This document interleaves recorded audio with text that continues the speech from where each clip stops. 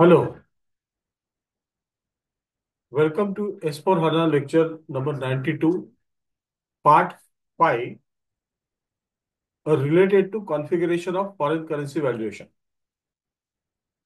So, foreign currency valuation या series मध्ये हा आपला तिसरा व्हिडिओ आहे आणि ज्यामध्ये मेनली आपण कॉन्फिगरेशन्स बघणार आहोत. ओके, सो कॉन्फिगरेशन साठी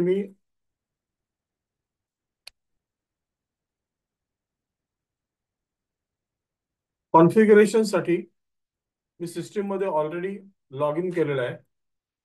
I come to HPRO. Okay, आणि याचं जे मेन कॉन्फिगरेशन आहे ते मेन कॉन्फिगरेशन मी तुम्हाला दाखवतो. जे आपण लेक्चर 1 लेक्चर 2 ह्यामध्ये जे कंडक्ट केले त्यामध्ये या कॉन्फिगरेशनचा डायरेक्टली जरी ओव्हरव्ह्यू आलेला नसला तरी त्या कॉन्फिगरेशनचा जो परिणाम होता तो परिणाम आपण बघितलेला आहे. ओके, सो हे कॉन्फिगरेशन एक्झॅक्टली आपण कुठे केलेलं आहे. So I go to configuration म्हणजे SPRO. So I go to SPRO, SAP reference IMG, financial accounting, general ledger accounting. आणि जनरल लेजर अकाउंटिंग मध्ये this will be a periodic activity.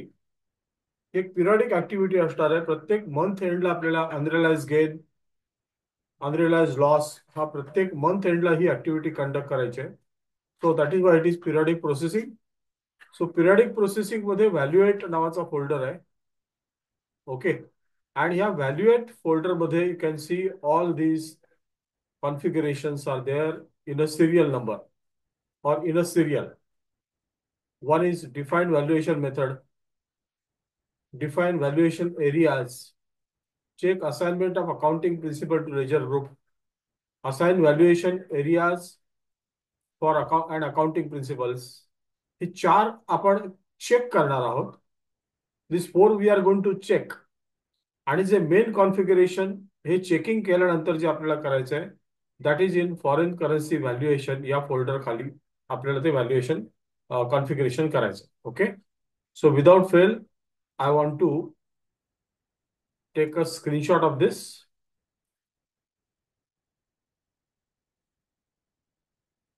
Okay. So आपला जो path होता तो path we have recorded. SPRO, financial accounting. SPRO म्हणजे IMG screen म्हणजे SPRO, financial accounting, त्यानंतर general ledger accounting. In general ledger accounting I have to go to periodic processing. Periodic processing मध्ये valuate. व्हॅल्युएट मध्ये हे चार मला चेक करायचे. 1 2 3 4 हे चार मला चेक करायचे. या व्हॅल्यूज जे आहेत ते चेक करायचे आहेत आणि देन इथे एक्झॅक्टली मला ते कॉन्फिगरेशन करायचं under this foreign currency valuation. Right, so प्रत्येक चेकिंग आपण करून घेऊ.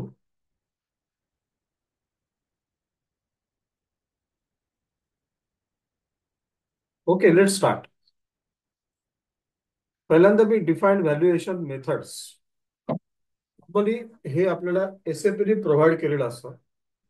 शक्यतो यामध्ये आपण ऑन आवर ओन काही व्हॅल्युएशन मेथड्स किंवा व्हॅल्युएशन एरियाज किंवा आणखीन काही कॉन्फिगरेशन स्वतःहून करायची गरज नसते. फार फार तर जे SAP केलेलं आहे ते कॉपी करून त्याला आपण आपल्याला ओळखण्यासारखं किंवा आपल्या कंपनी कोडशी साधर्म्य ठेवणारं एखादं फील्ड आपण त्याच्यामध्ये कॉपी करून त्याला रिराईट करू शकतो. Okay, that is possible. So let's see first define valuation methods. So नेहमीप्रमाणे मी याला राईट क्लिक करून टेक्निकल इन्फॉर्मेशन मध्ये मला ट्रान्झॅक्शन कोड्सचे काय मदत मिळते का. तर ट्रान्झॅक्शन कोड इथे एक्झॅक्टली नाही समजत आहे मला. OB59 हा असेल का. I don't think so. OB59 backslash O OB59.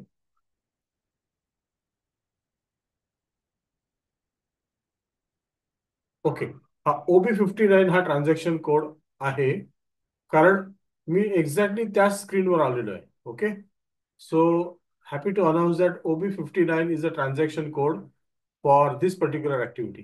हा बघा, हा जो OB59 आहे त्याला आपण ट्रान्झॅक्शन कोड समजूया. सुरुवातीला इथे बघितल्यानंतर मला असं वाटलं की हा काय ट्रान्झॅक्शन कोड दिसत नाहीये, पण हा जो OB59 इकडे दिसतोय, तो OB59 ट्रान्झॅक्शन कोड दिसतोय.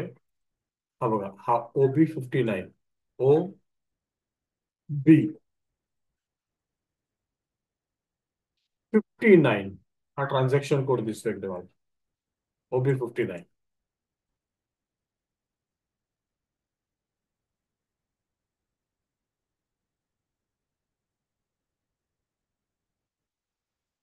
Okay, OB59.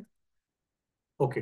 आता हा जो इंटरफेस आलाय, हा मी जस्ट एक कॉपी करून ठेवतो, बिकॉज मी डायरेक्ट त्या एक्झिक्यूट बटनवर जर एंटर केल्यानंतर मला ही स्क्रीन दिसली पाहिजे, तरच तुम्ही OB59 ट्रान्झॅक्शन कोड आहे असं म्हणणार आहे. ओके. सो यामध्ये एक जे प्रिन्सिपल आहे त्याला मी अंडरलाईन करून ठेवतो, EVR. EVRचा अर्थ ऑलवेज व्हॅल्युएट. ओके. आणि हा EVR जो आहे, हा कोणी इथे कॉपी करून, हा नॉर्मली SAP प्रोव्हाइडेड आहे, आणि हा इथे कुठे कोणीतरी कॉपी करून त्याला YVR असं म्हटलेलं आहे. YVR, always valuate. तर तुम्हाला रिमोटली आठवत असेल तर ज्या वेळेला आपण सेकंड लेक्चर फॉरेन करन्सीचं आज घेतलं, त्या सेकंड लेक्चरमध्ये एका ठिकाणी YVR ही व्हॅल्युएशन मेथड आलेली होती. एका ठिकाणी YVR ही व्हॅल्युएशन मेथड आलेली होती. मला जर ती स्क्रीन पटकन मिळाली तर मी तुम्हाला ती दाखवतो, अगदी सहज मिळाली तर, की YVR कुठे आलं होतं. Let me check that. जेव्हा आपण ते व्हॅल्युएशन केलं होतं तेव्हा तो YVR चा रेफरन्स आला होता. Yes, correct. हे बघा इथे, म्हणून मी ते हायलाइट करून ठेवलंय. Valuation area US. ओके, हे पण लक्षात ठेवा की आपण व्हॅल्युएशन एरिया US सिलेक्ट केलेला आहे, आणि व्हॅल्युएशन मेथड ही YVR सिलेक्ट केलेली आहे. म्हणजे याचा अर्थ व्हॅल्युएशन एरिया US हा व्हॅल्युएशन मेथड YVR ला सिस्टीमने असाइन करून ठेवलेला आहे. आणि हे जे कॉन्फिगरेशन असतं हे क्लायंट लेवलला असतं. त्यामुळे या क्लायंटमध्ये जे जे कंपनी कोड आहेत ते कंपनी कोड हे सगळं कॉन्फिगरेशन वापरू शकतो. सो आपल्या केसमध्ये इथे परत जस्ट फॉर अवर रेफरन्स, हे बघा, हे आपण मागे बघितलं होतं की आपल्यासाठी फॉर अवर पर्पज,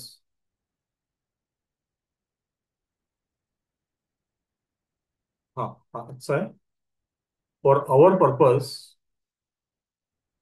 या you can see valuation area is US and valuation method is YVR. So याची तुम्ही नोंद घ्या की आपण क्लायंट लेवलला व्हॅल्युएशन एरिया US आहे तो आपण वापरलाय, आणि व्हॅल्युएशन मेथड जी आहे ती क्लायंट लेवलला YVR आहे. आणि YVR हे दुसरं तिसरं काही नसून ऑलवेज व्हॅल्युएट असं आहे. बघा इथे दिसतं, always valuate. Okay. So by chance मी कदाचित याचा स्क्रीनशॉट घेतला होता आणि तो मी त्यानंतर दुसरा स्क्रीनशॉट घेतला, त्यामुळे तो स्क्रीनशॉट निघून गेला. सो इथे मी इंडिकेट करतो की हे SAP प्रोव्हाइडेड आहे, तेच इकडे कोणी कॉपी करून त्याला YVR असं म्हटलेलं आहे, ऑलवेज व्हॅल्युएट. आणि आपल्यासाठी आपण ते यूज केलं, म्हणजे आपण ऍक्टिव्हिटी काहीच ऍक्च्युली जसं की मुद्दामून काही केलेलं नाहीये. क्लायंट लेवलला जे आहे ते US म्हटल्यानंतर त्यांनी YVR तिकडून निवडलं.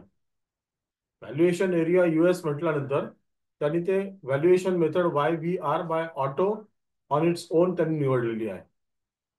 ओके. ओके, आता ही जी स्क्रीन आहे त्याला मी बंद करतो, आणि हा OB59 जो ट्रान्झॅक्शन कोड आपण अनाऊन्स केलेला आहे तो इथे मी बॅक जाऊन एक्झिक्यूट करून बघतो की ती स्क्रीन येते का. Yes, you can get the same screen. So it is proved that OB59 and हा जो आपण पाथ एक्झिक्यूट केला they are one and the same thing. इथे हा YVR आहे, ऑलवेज व्हॅल्युएट, आणि हा इथे EVR आहे. या EVR किंवा YVR ला मी जर डबल क्लिक केलं तर त्यामध्ये जे असलेले पॅरामीटर्स मला दिसतील. ओके, मी पहिल्यांदा EVR ला करतो, आणि EVR आणि YVR याच्यामध्ये अंतर्गत जे काही पॅरामीटर्स असतील ते सेम असणार, फक्त त्यांचं नाव भिन्न असेल.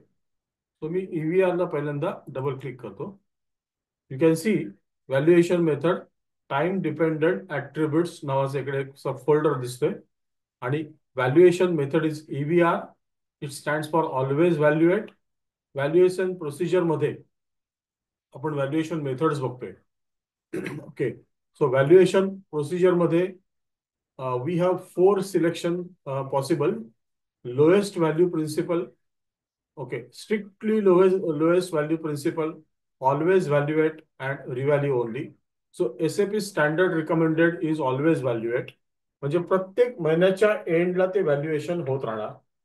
प्रत्येक महिन्याच्या एंडला व्हॅल्युएशन हे होत राहणार या ऑलवेज व्हॅल्युएट मुळे.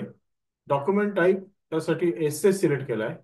ओके, आणि पोस्ट पर लाईन आयटम म्हणजे प्रत्येक लाईन आयटम वाईज आपल्याला जर पोस्ट करायचं असेल, प्रत्येक ट्रान्झॅक्शन प्रत्येक लाईन आयटम वाईज आपल्याला जर पोस्ट करायचं असेल तर हा पॅरामीटर किंवा सिलेक्शन बॉक्स आपण सिलेक्ट करायचा. आणि इथे exchange rate determination, okay, debit balances साठी एम आणि क्रेडिट बॅलन्सेस साठी पण M. Exchange rate type for debit balances M, M is average, and exchange rate for credit balances that is also M, M is average. आता हे जे configuration आहे हे configuration एसएपीने already केलेलं असतं.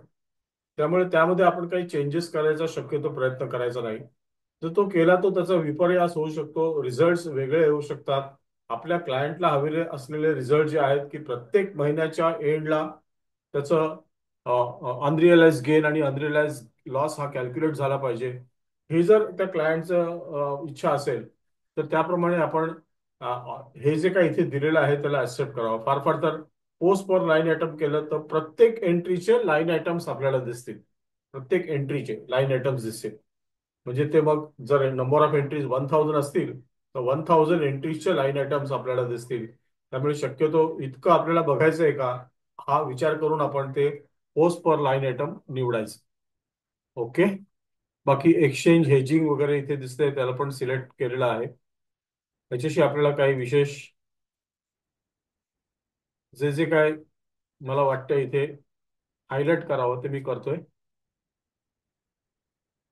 I would like to highlight EVR ही valuation method आहे. त्याचा अर्थ होतो ऑलवेज व्हॅल्युएट. त्यामध्ये व्हॅल्युएशन प्रोसिजर्स ज्या आहेत त्या प्रोसिजर्स पैकी 4 प्रोसिजर पैकी ही रिकमेंडेड प्रोसिजर आहे. काही लोकांना काही कारणास्तव जर इतर मेथड वापरायचे असतील तर दे आर फ्री. कारण SAP has provided radio button. तुम्हाला माहिती आहे रेडिओ बटन इकडून मी हटवलं तर इथे स्थिर केलं तर इथूनच हटणार इथे येणार. हा, काही group vendors, group customers, group valuation, G groups, GL valuation groups, संपूर्ण मोठा ग्रुप असेल आणि त्या ग्रुपचं व्हॅल्युएशन करायचं असेल, ग्रुपच्या वेंडर्सचं व्हॅल्युएशन करायचं असेल फॉरेन करन्सी, ग्रुपच्या कस्टमर्सचं व्हॅल्युएशन करायचं असेल, म्हणजे ते मोठ्या मास लेवलला असेल तर मग हे चेकबॉक्सेस इकडे निवडायचे. ओके, सो इंडिव्हिज्युअल लेवलला करायचं असेल आपण एका कंपनी कोड पुरता सध्या सीमित आहोत. त्यामुळे आपल्याला हे group vendors, group customers, GL valuation groups वगैरे सिलेक्ट करायची काही गरज नाहीये. Okay, okay, all right. So this I am adding to the notes. आणि जर मी ते YVR ओपन केलं तरी पण मला तेच दिसणार आहे. फक्त इथे EVR आहे तिथे त्या जागी ते YVR ते दिसणार आहे. बघा हे YVR, बस तेच IVR, YVR, always valuate radio button, हे सगळं ब्लँक आहे. SAMM, it one and the same thing. तर इथे मी काय हायलाइट करायची पण विशेष गरज नाहीये. बट जस्ट एक तुमच्या मेमरी पर्पजसाठी किंवा फ्युचर रेफरन्ससाठी की आपल्या त्या व्हॅल्युएशन मध्ये फॉरेन करन्सी व्हॅल्युएशन मध्ये YVR येऊन गेलं होतं. ऑलवेज व्हॅल्युएट आहे. ओके, इतर 4 ऑप्शन्स पण आहेत, 3 ऑप्शन्स मध्ये त्याच्याबरोबर. डॉक्युमेंट टाईप एसए घेतलाय. एक्सचेंज रेट डेबिट बॅलन्सेस साठी ॲव्हरेज घेणार. एक्सचेंज रेट क्रेडिट बॅलन्सेस साठी ॲव्हरेज घेणार. इथे हेजिंग, एक्सचेंज हेजिंग हे फील्ड सिलेक्टेड नाहीये बघा याच्यामध्ये. ओके, हेजिंग हा एक, यू कॅन सी, हेजिंग हा एक सेफगार्ड किंवा सिक्युरिटीचा एक प्रकार असतो की जेव्हा फॉरेन करन्सीमध्ये फार मोठ्या प्रमाणावर व्हॉलॅटिलिटी असते, फार मोठ्या प्रमाणावर फॉरेन करन्सी रेट फ्लक्च्युएट होतात, त्यावेळेला हे हेजिंग करत असतात. म्हणजे थोडक्यात आपण एक संरक्षण भिंत आपण बँकेकडून आपल्या जे कोणी फॉरेन एक्सचेंज बँक्स असतात त्यांच्याबरोबर आपण डिस्कशन करून त्यांच्याबरोबर आपण आपली स्कीम त्यांना सांगून त्यांच्यावर आपण हेजिंग करत असतो, म्हणजे एका पर्टिक्युलर लिमिटच्या बाहेर आपल्याला लॉस होत नाही. ओके. सो हे पहिलं मी बघितलं. मंजूर आहे. Always valuate. Go back. Again go back. हे सगळं एस-ए-पीने ऑलरेडी व्हॅल्युएशन केलेलं आहे. डिफाईन व्हॅल्युएशन एरियाज हे सेकंड आहे. You can see here change valuation area overview. हा आहे IFRS. हा आहे US. आपण US निवडला आता, कारण आपण जो इन्व्हॉइस एंटर केला आहे AP60 मध्ये तो US मध्ये आहे, डॉलर्स मध्ये आहे. तो आपण हा USYVR म्हणून निवडलेला आहे.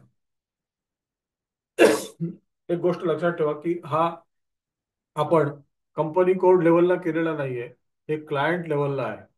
त्यामुळे इथे जे काय व्हॅल्युएशन एरियाज आहेत त्या व्हॅल्युएशन एरियाज वापरण्याची मुभा सर्व कंपनी कोडला आहे. तर तुम्हाला आठवत असेल तर आपण ज्या वेळेला फॉरेन करन्सी व्हॅल्युएशन किंवा अ, आपण leading ledger, non leading ledger हे आपण डिस्कस करत होतो, त्यावेळेला एक व्हॅल्युएशन एरिया आपण इथे सिलेक्ट केला होता. हा मी MD म्हणून व्हॅल्युएशन एरिया डिफाईन केला होता न्यू एंट्रीजला जाऊन, आणि त्याला आपल्या कंपनी कोडचं साधर्म्य ठेवलं होतं BDKM. So that just to show that की न्यू एंट्रीज मध्ये जाऊन आपण ते करू शकतो. आणि कुठला तरी इथूनचाच मी घेऊन तो कॉपी केलेला होता. हा IFRS चा जो आहे तो कॉपी केला होता, आणि त्या IFRS च्या च्या ऐवजी मी MD घेतलं होतं, आणि IFRS च्या ऐवजी BDKM घेतलेलं होतं. पण आता ह्या घडीला आपण व्हॅल्युएशन एरिया कुठला वापरतोय तर US वापरतोय. आणि US हा व्हॅल्युएशन एरिया, हा बघा, हा व्हॅल्युएशन एरिया आहे.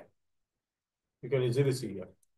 त्याला मी डबल क्लिक केलं तर I don't think so there is any function available किंवा further explanation available. Function code cannot be selected, right.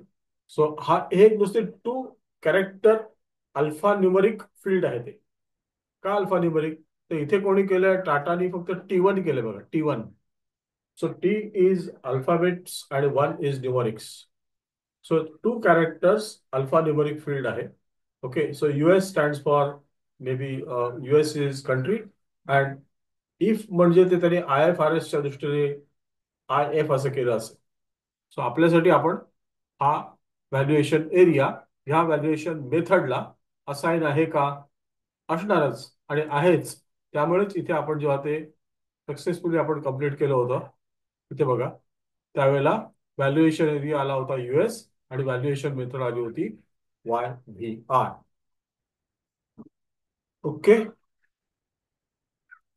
So याचा पण एक मी फोटो घेऊन ठेवतो, सो दॅट तुम्ही व्हिडिओ बघाल तेव्हा तुम्हाला त्याचा फायदा होईलच. पण थोडं व्हिडिओमध्ये काय हायलाइटिंग वगैरे, हायलाइटिंग करून देतो. हा आहे व्हॅल्युएशन एरिया, आणि ही आहे व्हॅल्युएशन मेथड. ओके. परत इकडे जाऊन दाखवतो की आपण जे आधी याच्या आधीचं जे कॉन्फिगरेशन केलेलं होतं, आज दुपारी आपण जेव्हा ते foreign currency valuation successfully run केलं होतं, त्या व्हॅल्युएशन एरिया हा US होता, आणि मेथड YVR होती. यामध्ये आपण कुठलेही काही कष्ट घेतले नव्हते. विनासाया सिस्टीमने ते क्लायंट लेवलवरून ते उचललेलं होतं. Okay. So I must copy down this. हे आपलं स्वतःचं जे होतं ते पण तुम्हाला आठवत असेल तर बघा, आपण MD आणि BDKM हे आपण डिफाईन केलं होतं. हा IFRS होता, आणि हा this is US GAAP, valuation area US GAAP और US, not US GAAP is accounting principle, valuation area US. So second configuration आपण चेक केलेला आहे. ओके. आणि बघितलंय की हा जी व्हॅल्युएशन एरिया आहे तो या व्हॅल्युएशन मेथडला असाइन झालेला आहे. Go back. Check assignment of accounting principle to ledger groups. आपला ledger group normally leading ledger आहे 0L. सो अकाउंटिंग प्रिन्सिपल हे लेजर ग्रुपला जे काय असाइन केलेलं आहे ते फक्त चेक करा. Only check. सो हे सगळे लिडिंग लेजर्स आहेत बघा, हे लिडिंग लेजर्स आहेत. ओके. आणि नॉर्मली फॉर इंडिया हा 60 हा कोड जो आहे हा सिस्टीम प्रोव्हायडेड दिसतोय. आणि मग बाकीच्या लोकांनी काय केलं असेल, हा 60 कॉपी केला असेल इकडून वरती, आणि त्याप्रमाणे मग जे जे इंडियाचे असतील त्यांनी इथे खाली आपलं डिफाईन केलेलं असेल. ओके, म्हणजे आता हा C100 BDIF हा आपण केला होता बघा. BDIF हा आपण केला होता है ना. BDIF हा अकाउंटिंग प्रिन्सिपल आणि 0L ला आपण हा केला होता. हा BS कोणीतरी दुसऱ्याने केला असेल, हा आपण केला होता. सो आपल्या लिडिंग लेजरला अकाउंटिंग प्रिन्सिपल हे असाइन आहे, हे आपण खात्री केलेली आहे.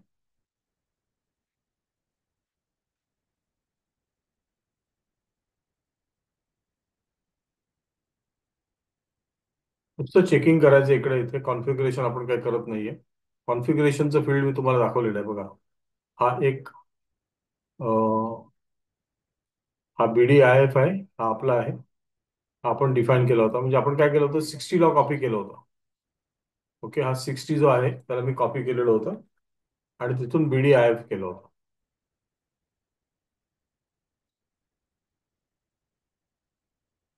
आपला हा 92nd व्हिडिओ आहे. आता 92nd म्हणजे 92वा व्हिडिओ आहे. आणि 92 मध्ये हा 5वा व्हिडिओ आहे.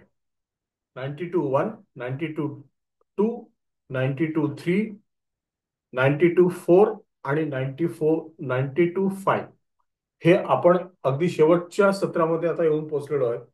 आणि हे जे आपण करतोय ते पिरियड एंड ऍक्टिव्हिटीज करतोय. These are all period end activities. Okay, so इथे कदाचित मी खाली गेल्यामुळे हा 60 आला नाही, तर याचा पण घेऊन ठेवतो पाहिजे तर. कारण मी 60 दोन वेळा बोललेलो आहे. हा बघा, BDIF पर्यंत घेतोय. हा नॉर्मली सिस्टीम स्टँडर्ड दिसतो.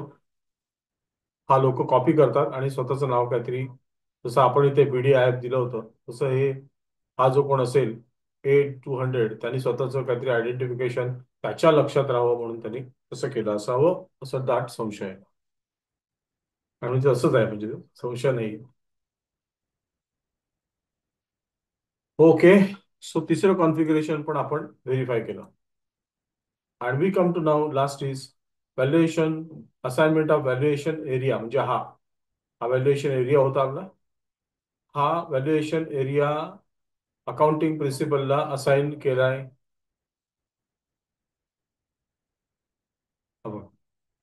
हा व्हॅल्युएशन एरिया आहे US, आणि हा USAP हे अकाउंटिंग प्रिन्सिपलला तो असाइन केलेला आहे.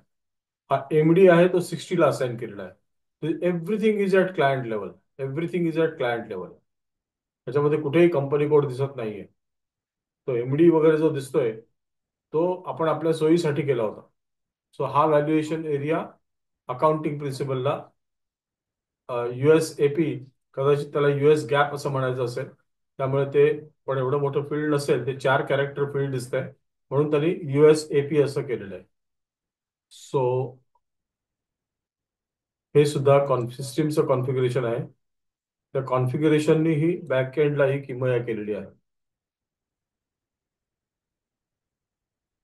हे बघा, IF ज्याला वापरायचा आहे तो IF वापरेल. ओके, US आपण US म्हटलंय त्यामुळे हा US आलेला आहे. MD हा पण आपलाच एक आहे 60. ओके, सो याच्यातून सिस्टीम एक्झॅक्टली आपल्याला फॉरेन करन्सी व्हॅल्युएशन करून देत असते. ठीक आहे, इथपर्यंत जे काय होतं ते नुसतं आपल्याला न्याहाळणी करायची होती. आपल्याला बघायचं होतं की काय काय आहे सिस्टीम मध्ये. ते सिस्टीमने ऑलरेडी करून ठेवलं होतं. जरी आपण तो MD 60 केलेलं असलं तरी ते तिकडे होतं, तेच आपण कॉपी केलेलं आहे. आपण काय वेगळं केलेलं नव्हतं, ते फक्त कॉपी केलं, ते ऑलरेडी होतं तिकडे. Okay, so I go back आणि I come to now very important configuration. बघा, ह्या कॉन्फिगरेशननी ते आपलं जे काही फॉरेन करन्सी अनरिअलाइज गेन केलं होतं ॲज वेल एज रिअलाइज गेन. आज आपण दुपारी एक एक्झाम्पल जे घेतलं होतं फॉरेन करन्सीच्या दुसऱ्या व्हिडिओमध्ये, त्यामध्ये सुरुवातीच्या याच्यामध्ये मी तुम्हाला अनरिअलाइज गेन लॉस दाखवला. आणि जेव्हा आपण F-53 पेमेंट केलं त्यावेळेला आपण रिअलाइज गेन आणि रिअलाइज लॉस बद्दल चर्चा केली होती. ते दोन्ही जे फील्ड्स असतात ते आपल्याला इकडे सापडतात बघा. हा, सो मी हा जो आहे हा अजून पुढे यायचा आहे मला. त्याला ओपन करतो पहिल्यांदा आणि prepare automatic posting for foreign currency valuation. Okay, त्याचा एक फोटो घेतो. हे बघा, हा पाथ तर आपला आहेच.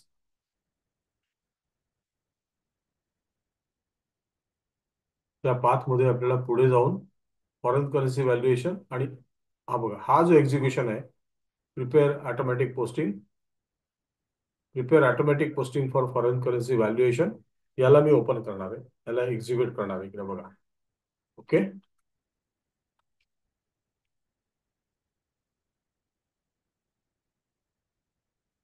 राईट क्लिक करून बघतो काय ट्रान्झॅक्शन कोड वगैरे मिळतोय का.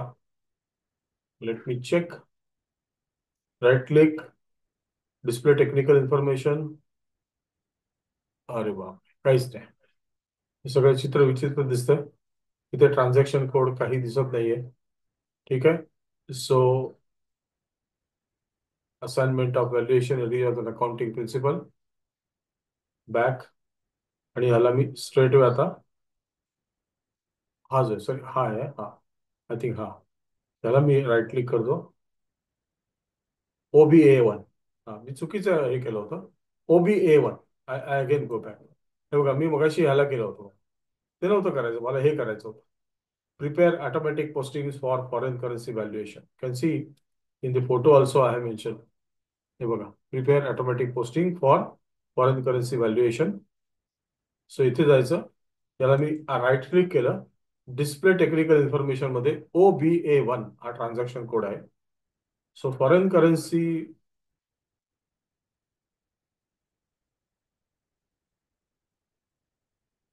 कॉन्फिगरेशन जे आहे, ते कॉन्फिगरेशन आपण OBA1 ऍक्टिव्हिटी करत असतो. OBA1. सो OBA1, इथे हे लिहिलं जात नाही बरोबर. OBA1 ही IMG स्क्रीन आहे, म्हणजे कॉन्फिगरेशन आहे. ओके, आणि याच्या पोटामध्ये सगळं ते कॉन्फिगरेशनचे डिटेल्स दडलेले असतात, म्हणजे आपण ते मेन्शन करावे लागतात. दुपारी मी तुम्हाला काय सांगितलं की अनरिअलाइज गेन, अनरिअलाइज लॉस तुम्ही दोन सेपरेट अकाउंट ओपन करू शकता. मी कन्व्हिनियन्स साठी एकच केला होता. तसंच रिअलाइज गेन, रिअलाइज लॉस पण तुम्ही दोन सेपरेटली करू शकता. नॉर्मली आपल्या 92 व्हिडिओमध्ये आपण काय केलेलं आहे आतापर्यंत, की आपण असं GL कोडची जी रेंज आहे ती 1 to 1 लाख, 5 वेळा 9, म्हणजे 1,99,999. की 5 वेळा 9 म्हटलं का तुम्ही वनच्या नंतर 9 5 वेळा लिहायचे मनामध्ये. सो 1 लाख to 1 5 times 9 ही आपण आपल्या लायबिलिटीची GL कोड रेंज ठेवलेली आहे. सेकंड, 2 lakhs टू 5 times 9 म्हणजे 2,99,999 ही आपण आपल्या असेटची GL कोड ठेवलेली आहे. 3 lakhs टू 5 times 9 ही आपण आपल्या इन्कमची GL कोड नंबर रेंज ठरवलेली आहे. GL codes, not number range, GL code range. आणि 4 lakhs टू 5 times 9 ही आपण आपल्या एक्सपेन्सेसची GL कोड नंबर्स ठरवलेले आहेत. ओके, त्यामुळे हे तर आपल्याला कम्प्लिटली माहिती आहे की एक्सपेन्स किंवा लॉस असेल तर तो 4च्या कोडमध्ये जाणार, आणि इन्कम असेल किंवा प्रॉफिट असेल तो 3च्या कोडमध्ये जाणार. ओके, पण आपण फक्त इथे लर्निंग प्रोसेस म्हणून करतोय, त्यामुळे मी तो फक्त 4मध्येच केलेला आहे. म्हणजे लॉस आला तरी पण तिकडेच हिट होणार, प्रॉफिट आला तरी पण तिकडेच हिट होणार. पण आपल्याला फक्त ट्रान्झॅक्शन बघायचं. ओके, एक जास्त लेजर अकाउंट ओपन करायला आपल्याला काहीच प्रॉब्लेम नाहीये, तुम्हाला you can understand that. Okay, so हे झालं OBA1. So I go back, आणि हा OBA1 ला मी ओपन करतो, एक्झिक्यूट करतो. बघा, you can see this very carefully. Configuration accounting maintain automatic post procedures. म्हणजे याला म्हणतात, ही जी स्क्रीन आहे याला म्हणतात account determination. Configuration accounting maintain म्हणजे अकाउंट डिटर्मिनेशन कॉन्फिगरेशन करण्याची स्क्रीन. अकाउंट डिटर्मिनेशन म्हणजे काय, की हे फॉरेन करन्सी व्हॅल्युएशन होताना कुठले अकाउंट्स यामध्ये इन्व्हॉल्व्ह होणार, कुठल्या अकाउंटचा यामध्ये समावेश असणार, असं आपण या सिस्टीम मध्ये कॉन्फिगर करणे, त्याला म्हणतात कॉन्फिगरेशन अकाउंटिंग मेंटेन और maintenance. How it will be posted? Automatic posting. What is the procedure for that? त्यासाठी पहिल्यांदा आपण इथे हा जो ग्रुप आहे त्या ग्रुपचं नाव नीट बघा. Exchange rate difference. त्याला एसएपीने कोड नंबर दिलाय FWA. FWA exchange rate difference साठी हा जो ग्रुप नंबर आहे हा एसएपीने दिलेला असतो. तो आपल्याला इथे काही न्यू एंट्रीज वगैरे करायचा स्कोप नाहीये. This is a code number given by SAP. So as a configurator हे आपण याच्यावर विश्वास ठेवायचा की हा कोड नंबर एसएपीने दिलेला असतो. त्यामध्ये इथे डिफरंट ट्रान्झॅक्शन दिसत आहेत. म्हणजे पहिलं आहे document splitting for currency exchange. ते आता आपण करतोय का? नाही. Exchange rate differences using exchange rate की ते करतोय का? नाही. Exchange rate difference open items slash GL account ते आपण करतोय का? हो, तेच करतोय आपण आता. Exchange rate difference open items. Open item म्हणजे मंथ एंडला जे व्हेंडर, जे कस्टमर किंवा जे जीएल अकाउंटचे बॅलन्सेस आउटस्टँडिंग आहेत त्यांचं आपण व्हॅल्युएशन करतोय. ओके. सो त्याचा ट्रान्झॅक्शन कोड आहे KDF. KDF. पुढे जे आहे हे payment differences for alternative currency ते करतोय का? नाही. Payment differences for alternative currency offset करतोय का? नाही. Internal currency rounding off differences करतोय का? नाही. तर त्यामुळे आपला संबंध फक्त ह्या अकाउंटिंग ग्रुप कोडशी आहे एक्सचेंज रेट डिफरन्स साठी. आणि आपण जे करतोय व्हॅल्युएशन ते exchange rate difference for open items आणि जीएल अकाउंट साठी करतोय. So KDF. ओके.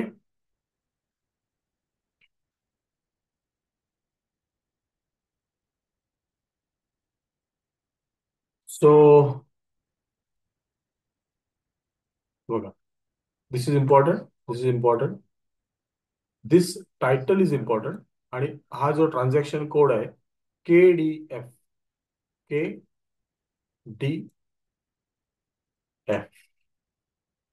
हा SAP डिसाइडेड कोड आहे.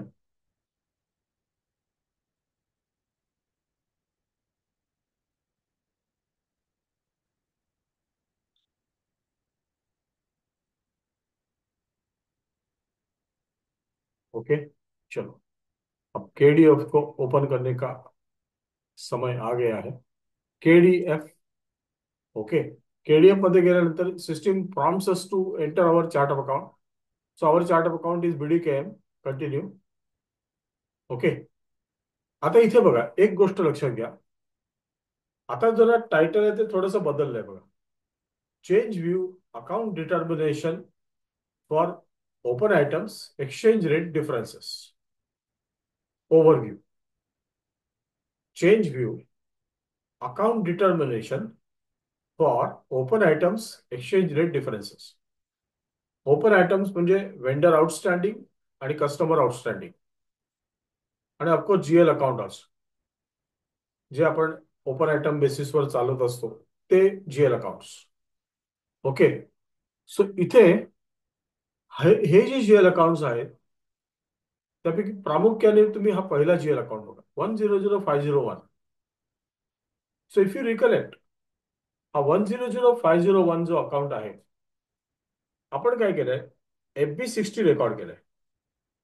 आपण FB60 म्हणजे वेंडर इनवाइस रेकॉर्ड केलाय. त्याच्यामध्ये आपण वेंडर नंबर 9 ला ओढलेला आहे. त्या ट्रान्झॅक्शन मध्ये त्या वेंडर नंबर 9चा हा रिकन्सिलेशन अकाउंट आहे.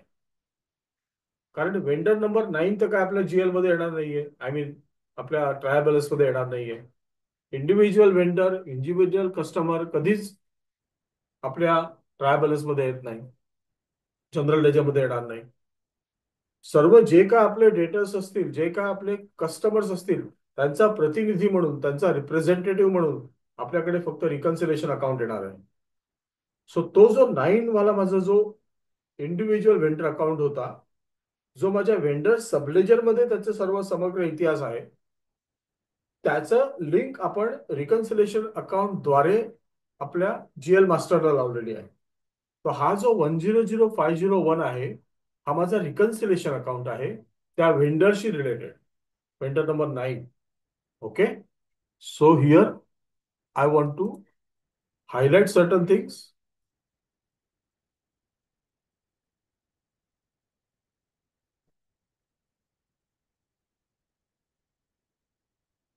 I want to highlight certain things की फर्स्ट ऑफ ऑल हे जे काय आहे ते अकाउंट डिटर्मिनेशन आपण ठरवणार आहोत की हे जे फॉरेन करन्सी व्हॅल्युएशन आपण करणार आता, आयदर अनरिअलाइज ऑर रिअलाइज, त्यावेळेला ऑटोमॅटिक प्रोसिजरनी कुठले अकाउंट त्यामध्ये ओढले जाणार आहे हे आपण ठरवणार आहोत.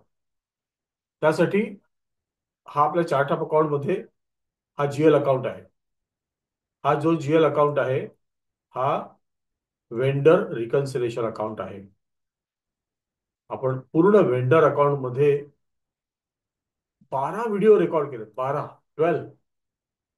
व्हिडिओज आपण वेंडर अकाउंट मध्ये रेकॉर्ड केले, कारण त्याच्यामध्ये मला तुम्हाला बिझनेस पार्टनर्स टर्म समजून सांगण्यामध्येच आपले 4-5 व्हिडिओ झालेले आहेत, 2-2 तासाचे. बिझनेस पार्टनर्स त्याचं अंडरस्टँडिंग करण्यामध्ये कमीत कमी 4 व्हिडिओ तरी आपले गेलेले आहेत. मग जेव्हा ते बिझनेस पार्टनर आपण कव्हर केलं तेव्हा आपण वेंडरकडे वळू शकलो. सो ज्यांनी ईसीसी लर्न केलेलं आहे त्यांना आता समजेल की ईसीसी आणि एस4 मध्ये जो प्रमुख हा जो फरक आहे, तो ईसीसी मध्ये बिझनेस पार्टनर ज्या अर्थाने एस4 मध्ये बिझनेस पार्टनरचा इन्क्लुजन केलेला आहे, त्या अर्थाने ईसीसी मध्ये बिझनेस पार्टनर नव्हतं. ईसीसी मध्ये पण एक बिझनेस पार्टनर नावाचं फील्ड होतं, एक बिझनेस पार्टनर नावाची एक डेफिनेशन होती, पण that was a different thing. यामध्ये एस4 मध्ये बिझनेस पार्टनर जो आहे हा एक रॅडिकल चेंज असलेला एक कॉन्सेप्ट आहे. तर त्यासाठी आपण 4 व्हिडिओ स्पेंड केले होते, 4 व्हिडिओज. आणि आपल्याला काही चॅलेंजेस पण आले होते. आणि त्यावेळेला आपण मी तुम्हाला आधीच सांगितलं होतं की हे जे प्रकरण आहे हे थोडं क्लिष्ट आहे, थोडं कठीण आहे. त्यामुळे कधी ना कधीतरी याच्यामध्ये एरर येऊ शकते. तर ती एरर जी आली होती ती एरर पण आपण त्याच्याशी झगडत झगडत ती एरर आपण सॉल्व्ह केली होती, हे पण तुम्हाला आठवत असेल. ओके. सो ते बिझनेस पार्टनर एकदा आपण 4 व्हिडिओमध्ये रेकॉर्ड केलं आणि मग त्याच्यानंतर 8 व्हिडिओज आपण वेंडरशी रिलेटेड, वेंडर्स ट्रान्झॅक्शन्स, त्यानंतर advance paid to vendors. Okay. आणि मग नंतर ऑफकोर्स वेंडरशीच रिलेटेड मग नंतर automatic payment program. Automatic payment प्रोग्रामवर पण आपण 3 ते 4 व्हिडिओज बनवलेले आहेत. Automatic payment program. त्याच्यानंतर डनिंगवर आपण 3 ते 4 व्हिडिओज बनवलेले आहेत. सो हे प्रत्येक व्हिडिओ तुमच्यासाठी इतके महत्वाचे असतील की त्याचा एकत्रितपणे आणि योग्य वेळेला अप्रोप्रिएट टाइमला तुम्ही त्याचा जर परत आढावा घेतला तर तुम्हाला समजेल की ही एसएपी एस4 हाना ग्लोबल सर्टिफिकेशन एक्झाम जी आहे फायनान्शियल अकाउंटिंगची, जी तुम्ही अपिअर करणार आहात त्यासाठी तुम्हाला याचा कितीतरी फायदा होणार आहे चांगलं समजण्यासाठी. आणि हे आता आपला हा 92वा व्हिडिओ चालू आहे. म्हणजे 92 मध्ये 5 व्हिडिओ केलेले आहेत मी, 91 मध्ये 3 व्हिडिओ केलेले आहेत. अजून 8 व्हिडिओज आपल्याला रेकॉर्ड करायचे. त्याच्यानंतर क्वेश्चन आन्सरची एक सिरीज आपली सुरू होणार आहे. आणि त्या क्वेश्चन आन्सर्स करत असताना प्रत्येक वेळेला मी सिस्टीम मध्ये जाणार. जो जो व्हिडिओ आपण, ज्या व्हिडिओ संबंधी, ज्या सब्जेक्ट संबंधी आपलं डिस्कशन असणार आहे त्याबद्दल मी तुम्हाला आधीच सांगणार की तुम्हाला त्या व्हिडिओचा सब्जेक्ट, सॉरी, त्या सब्जेक्टचा व्हिडिओ नंबर 31 to 35 हे तुम्हाला पहिल्यांदा गोथ्रू केले पाहिजे, कारण आपल्याकडे तेवढा वेळ नसणार. म्हणून मी तुम्हाला वारंवार सांगितलेलं आहे की मी शिकवल्यानंतर इमिजिएटली तुम्ही गोथ्रू करायचं. आजचं काम उद्यावर, उद्याचं काम परवावर असं ढकलपंचमी करायची नाही. ओके. सो त्याप्रमाणे तुम्ही तसं ते केलेलं आहे, मेंटेन केलेलं आहे. नोट्स पण तुमच्या ठेवलेल्या आहेत, मी तुमच्या नोट्स पण बघितलेल्या आहेत. They are really good. Okay, appreciable. आणि याचा तुम्हाला त्या ग्लोबल सर्टिफिकेशन एक्झाम मध्ये फायदा होईल. सो एक लवकरच 8 व्हिडिओ आपले संपले की आपण त्या एक्झाम पॅटर्न कडे जाणार आहोत. आणि मग then you can appear for the exam as we have discussed. Okay. So हा वेंडर रिकन्सिलेशन अकाउंट आहे. This is a vendor reconciliation account.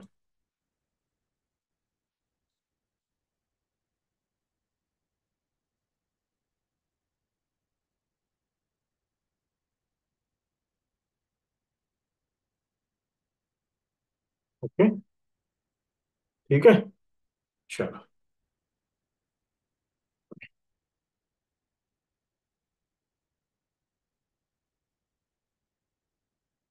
Okay. आणि ह्याला मी डबल क्लिक करतो. म्हणजे ह्या अकाउंटशी मी काही गोष्टी असोसिएट केलेल्या आहेत. ह्या अकाउंटशी रिकन्सिलेशन अकाउंटशी मी कोणत्या कोणत्या गोष्टी असोसिएट केलेल्या आहेत. तर बघा, ज्या वेळेला मी हे फील्ड ओपन केलं तर कम्प्लिटली ब्लँक होतं, कम्प्लिटली. न्यू एंट्रीजवर गेलं तर हे कम्प्लीट ब्लँक दिसणार आहे. आता न्यू एंट्रीजवर मी जात नाही, कारण it is already we are discussing this. तर चार्ट ऑफ अकाउंट मी इथे एंटर केला, बीडी कॅप. ओके. जो कुठला वेंडर, माझे वेंडर्स आहेत त्याचा मी रिकन्सिलेशन अकाउंट इथे एंटर एंटर केला. जर रिकन्सिलेशन अकाउंट, आपल्याकडे दोन रिकन्सिलेशन अकाउंट असतील, तर मग प्रत्येक रिकन्सिलेशन अकाउंटशी आपल्याला हे कॉन्फिगरेशन करावं लागेल. आय रिपीट, जर आपले दोन व्हेंडर रिकन्सिलेशन अकाउंट असतील, तर प्रत्येक रिकन्सिलेशन अकाउंटशी आपल्याला हे कॉन्फिगरेशन करावं लागेल. म्हणजे समज माझा एक अकाउंट 501 आहे, तर 501चं सेटिंग मी आता जे काय खाली केलंय त्याप्रमाणे करणार, सेव्ह करणार. मग मी 502 कडे जाणार, कारण रिकन्सिलेशन अकाउंट वेगळा आहे त्याचा. म्हणजे त्या 502 रिकन्सिलेशन अकाउंटशी रिलेटेड काही वेंडर्स असतील, आणि 501 रिकन्सिलेशन अकाउंटशी काही वेंडर्स रिलेटेड असतील. ओके. सो हा exchange rate difference realized, exchange rate difference realize. Loss असेल तर हा अकाउंट डेबिट करा, गेन असेल तरी पण तोच अकाउंट डेबिट करा. आणि मी कमीत कमी तुम्हाला 4 वेळा सांगितलं की इथे मी 3 वाला अकाउंट पण गेन मध्ये घेऊ शकतो. फक्त मला तो FS00 मध्ये जाऊन तो 3 वाला अकाउंट मला डिफाईन करावा लागेल. Say for example 3,69,000. Say for example 3,69,000. किंवा जर अगदीच कन्फ्युजन नको असेल, तर हा किती केलाय, 4,02,000 ना. मग तो 3,02,000 करेल मी, 3,02,000. म्हणजे 4,02,000 आला तर रिअलाइज लॉस, आणि 3,02,000 आला तर रिअलाइज गेन. हे आपल्याला लक्षात ठेवायला पण जरा सिंपल पडेल. ओके. पण आत्ताच्या घडीला मी काय केलं, दोघांनाही सेम केलेलं आहे. ही हा अकाउंट आहे, तो केव्हा येणार आहे, पेमेंट करताना.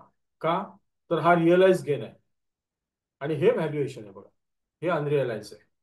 दिस इज अनरिअलाइज व्हॅल्युएशन. व्हॅल्युएशन म्हणजे अनरिअलाइज. व्हॅल्युएशन मी केव्हा करणार, प्रत्येक मंथ एंडला. का करणार, किंवा इंटरनल सब पर्पजसाठी फायनान्शियल स्टेटमेंट आपल्याला बनवायचे, त्यासाठी करणार. सो इथे मी आय टेकन 4,04,000, 4,04,000. सो हा अकाउंट पण मी तुम्हाला दाखवलेला आहे. फर्स्ट लेक्चरमध्ये पण दाखवला, दुसऱ्या लेक्चरमध्ये पण दाखवलेला आहे. आणि हा जो बॅलन्स शीट ऍडजस्टमेंट अकाउंट आहे, त्याला मी टाइमपास अकाउंट पण बहुत नेसेसरी अकाउंट त्याला मी बनवलेला आहे. हा ऍक्च्युली 200-700, म्हणजे माझ्या ओठावर असं येत आहे की हा वेंडर अकाउंटच आहे. फक्त मला वेंडर अकाउंटमध्ये काही ढवळाढवळ करायची नाहीये. तर म्हणून याला मी एक टेम्पररी सस्पेन्स अकाउंट वगैरे असं मी म्हटलंय.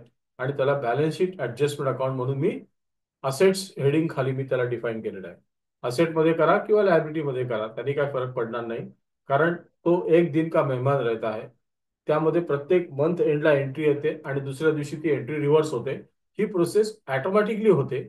आपण बघितलेलं आहे आत्ताच आपल्या दुसऱ्या व्हिडिओमध्ये की कशी ती ऑटोमॅटिक होते. बस. हे एक कॉन्फिगरेशन आहे. हेच सर्वात कॉन्फिगरेशनच्या दृष्टीने हे क्रुशियल कॉन्फिगरेशन आहे. Okay.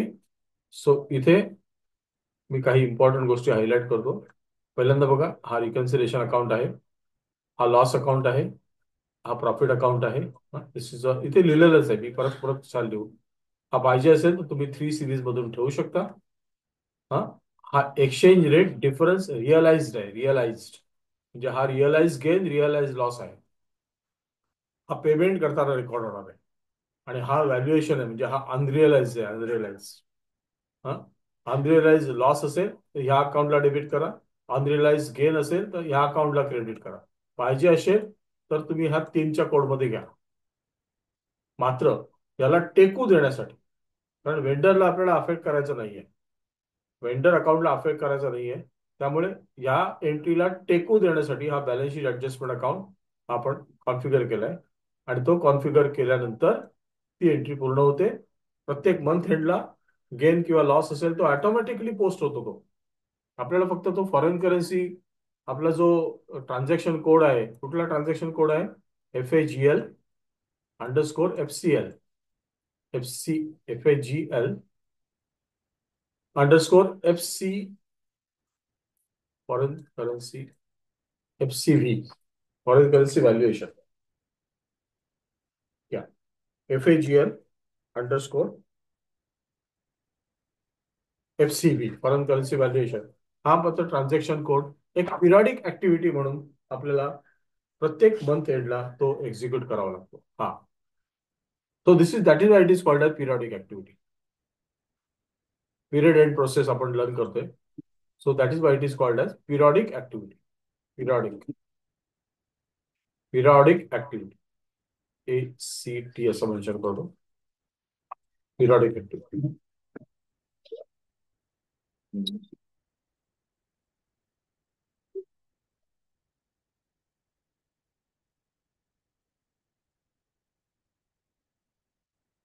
So with this, we can say the configuration part is almost done. It's over. म्हणजे त्यामध्ये तुम्हाला मी सगळे फॅसेट्स तसे एक्सप्लेन करून सांगितले.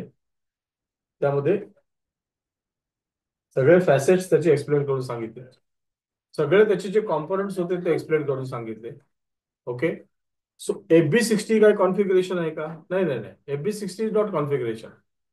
त्याच्यानंतर हा जो ट्रान्झॅक्शन कोड आपण प्रत्येक मंथ एंडला जो कंडक्ट केला FAGL_FCL ते काय कॉन्फिगरेशन आहे का? नाही. तो तर SAP ने दिलेला स्टँडर्ड ट्रान्झॅक्शन कोड आहे. It's a standard transaction code given by SAP. All right. त्यामुळे तो काय कॉन्फिगरेशन नाहीये. तो स्टँडर्ड ट्रान्झॅक्शन कोड युजरसाठी आहे तो.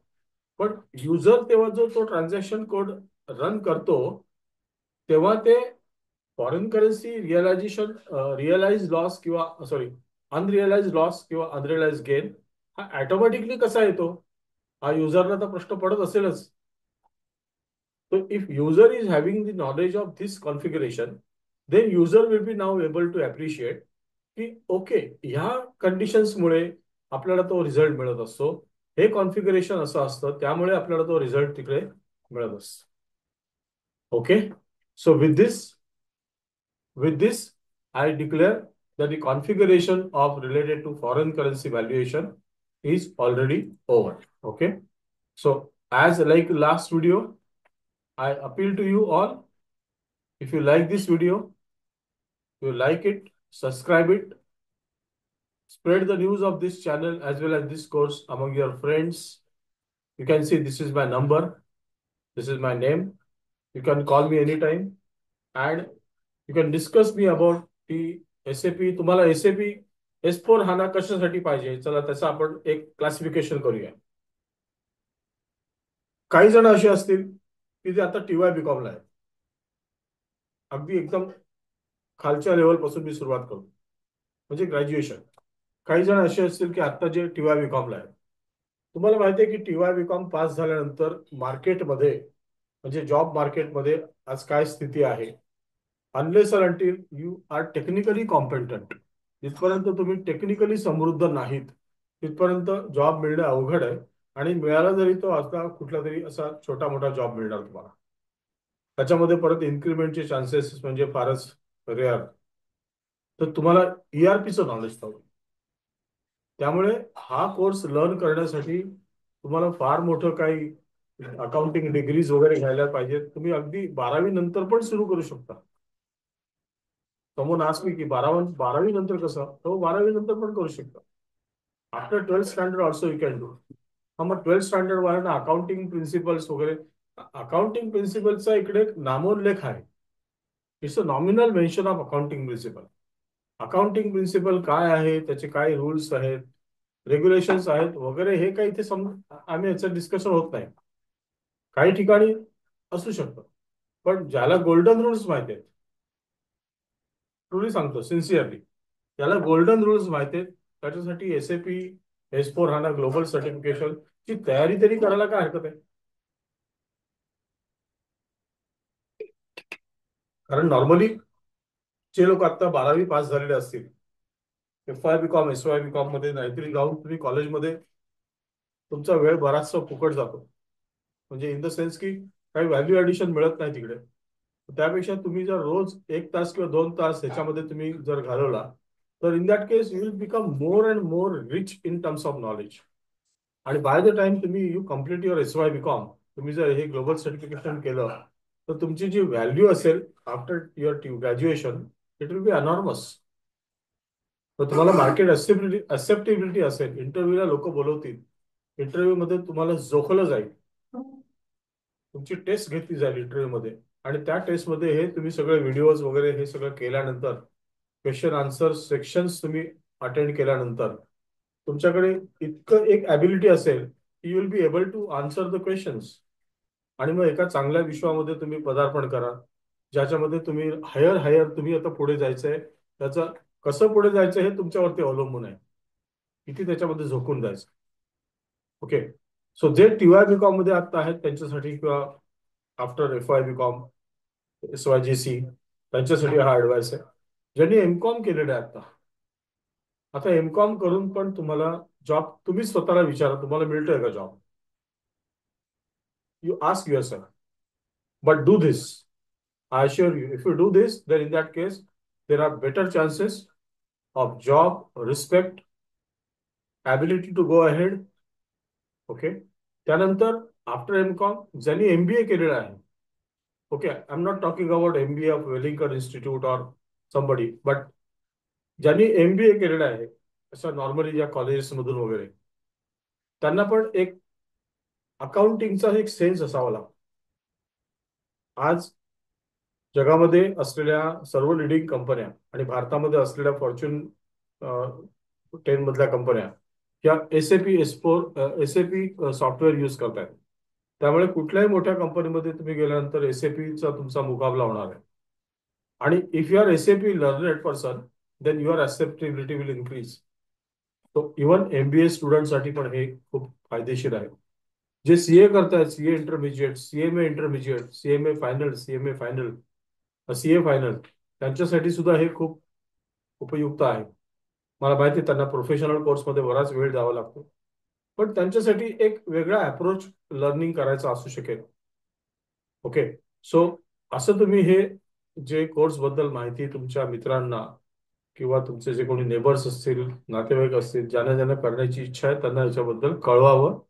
आणि you can give your suggestions on the YouTube channel. All right. With this, happy learning. Good bye.